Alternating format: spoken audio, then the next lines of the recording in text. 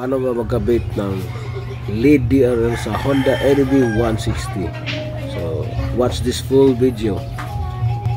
Sa mahilig mag DIY, ito ang video para sa inyo.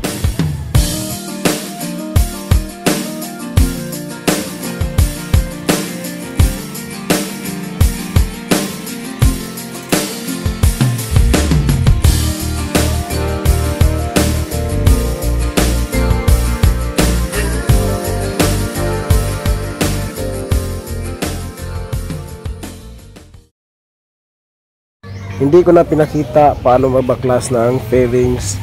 Marami namang tutorial sa YouTube na makaguide sa inyo paano magbaklas. So makikita nyo, gumamit ako ng heat gun. Pinainit ko yung isigilid ng headlight. So step by step tayo sa pagbaklas ng headlight lens. Tips ko lang sa pagpainit sa headlight lens, huwag nyo idiin. Good running yung pagpapainit sa lens. Makikita nyo sa video, running yung pagpapainit ko dyan. Tamang init lang, huwag nyo idiin, baka malusaw ang plastic ng headlight. Rotation ko dyan ng pagpapainit, mga 15 times ata. So pina fast forward ko na lang para hindi humaba yung time natin sa video. Simulan na natin yung pagbaklas ng lens. Makikita nyo may ginamit ako na tools. Tawag dyan removal headlight lens. Mabibili sa Shopee. Search nyo lang trim clip removal sa Shopee. Continue tayo mga sir sa pagbaklas ng lens. So dahan-dahan lang. Tips ko lang sa mga ganito, dahan-dahan lang para hindi ma-damage yung lens. At saka hindi din mabukaka yung likod ng headlight. Dahan-dahan. So pinainit ko muna ulit yung isigilid ng headlight lens. Makikita nyo sa video. Unti-unti maangat na natin yung lens. Mababaklas na natin yung lens.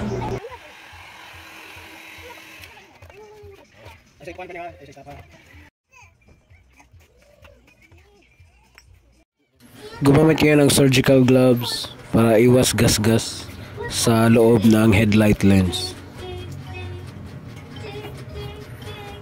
Simulan natin yung pagbaklas ng mask sa headlight lens para malagay na natin yung DRL.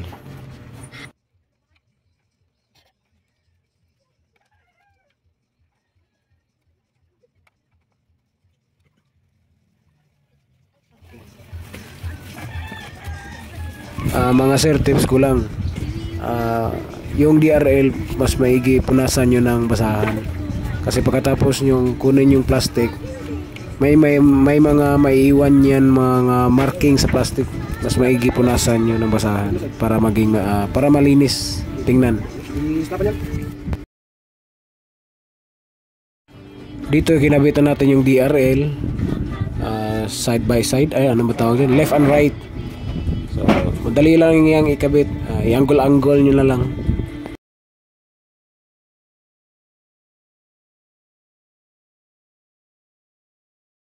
Dito nasalpak natin yung lead DRL. Hindi na yan malog. Balik nyo lang yung mga screw. Ang kagandahan lang sa PRYMT lead DRL, madali lang siya ikabit.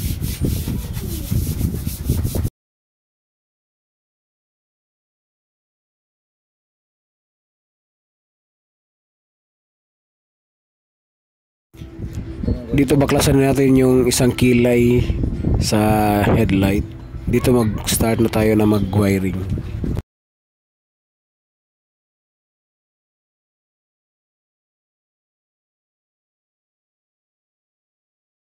Dito mga sir, nag-start na ako mag-wiring. Susukatin natin yung consume sa wire para makatipid din. Tamang sukat lang.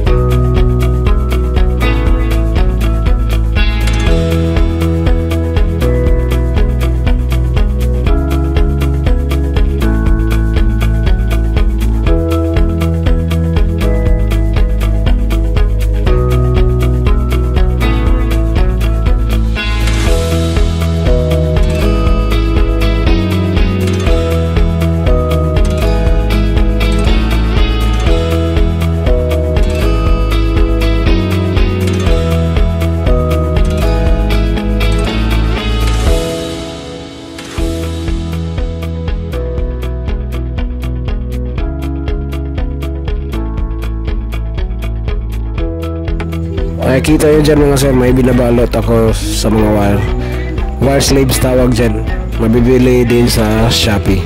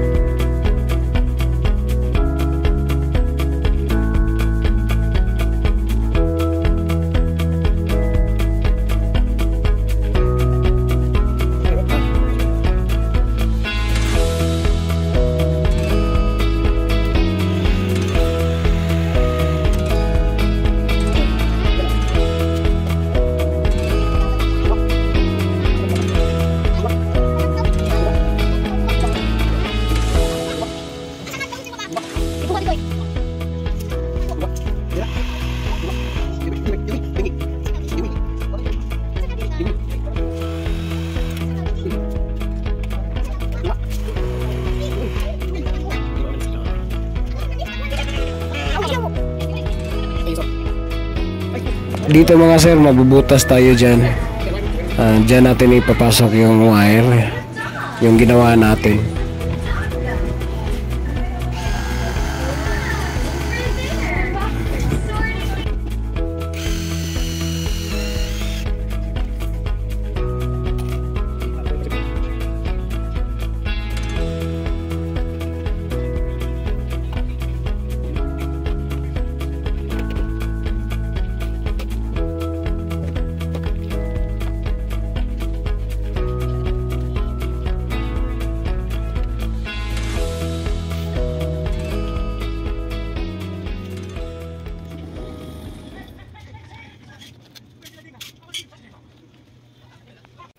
Makikita nyo dyan mga sir, dalawang linyada lang yan, positive at saka negative.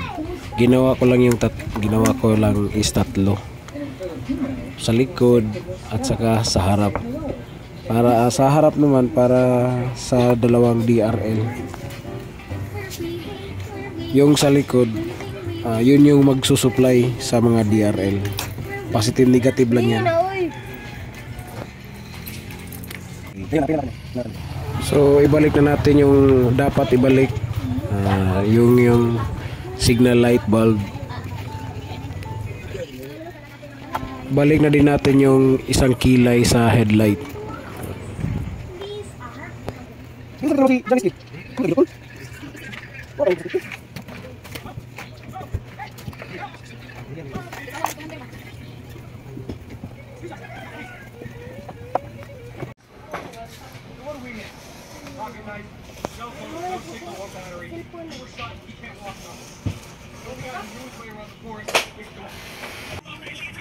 Dito mga sir, maglagay tayo ng tube terminal, male at saka female.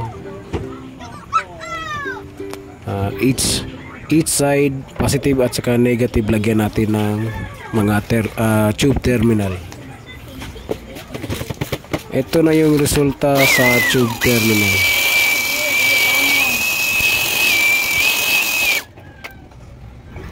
Dito mga sir, maglagay tayo ng headlight sealant.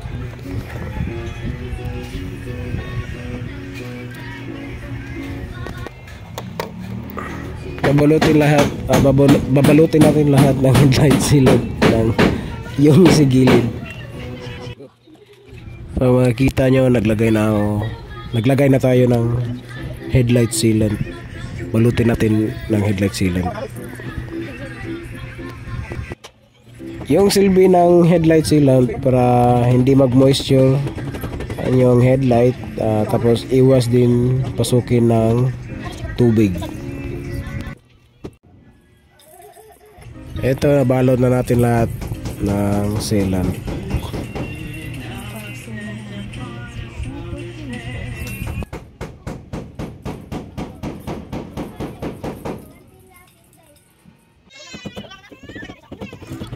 So kabit na natin ulit yung headlight lens at saka yung mga DRL. Hindi ko napakita paano maglagay ng terminal, pero kayo na bahala, lagyan nyo ng terminal yung sa DRL para plug and play.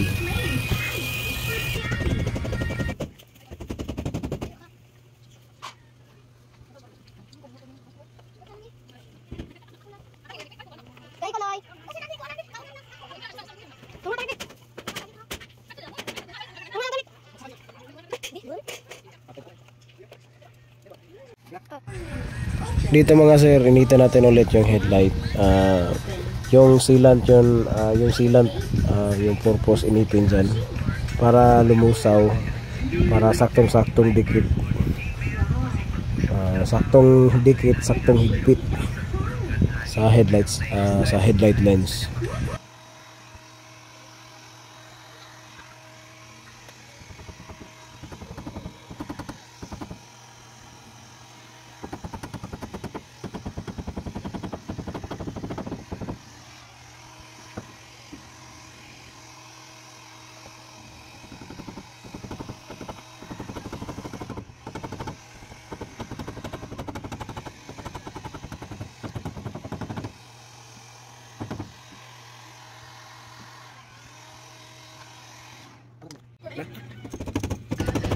Dito mga sir, gumamit ako ng vice grip para higpitin yung headlight lens.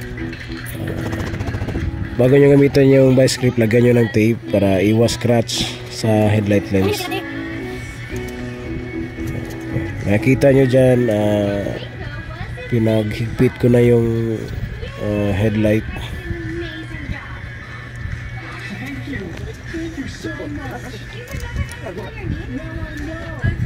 Tamang higpit lang sir, wag yung masyadong higpit kasi baka mabasag yung headlight lens.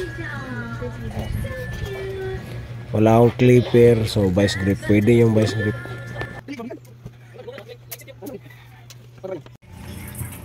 Ito yung palatandaan na nabalik natin na maayos yung headlight lens. Nabalik, makikita nyo dyan yung lock,